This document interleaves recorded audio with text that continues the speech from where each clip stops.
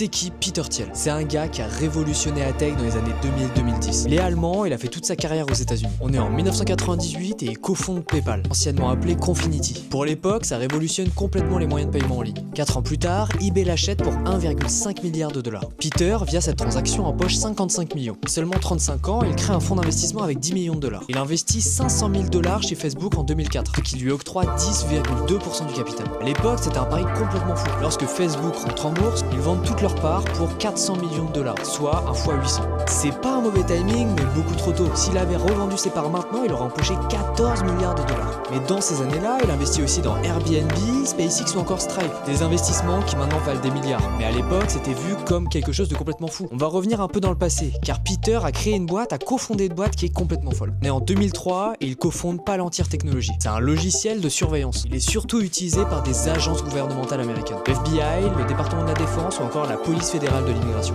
On va revenir en 2020 et Palantir rentre en bourse. Peter détient 8% du capital, ce qui vaut 1,9 milliard de dollars. Pour être plus précis, c'est une plateforme qui analyse et fusionne des données à grande échelle. Ça peut être des emails, des numéros de téléphone, des documents bancaires ou encore des vues satellites.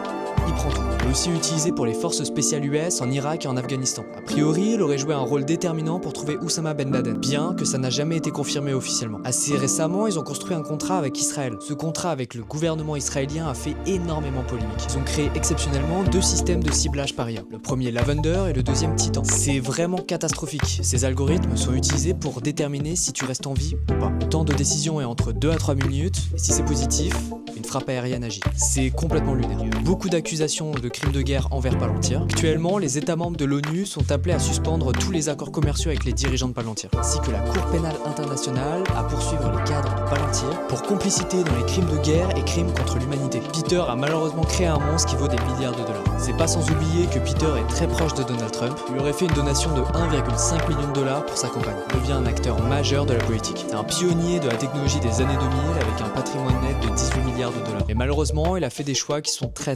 discutables.